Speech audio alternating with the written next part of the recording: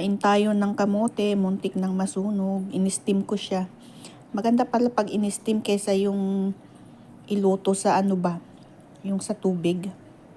Tapos, with matching black coffee. Yan. Ito na yung lunch natin.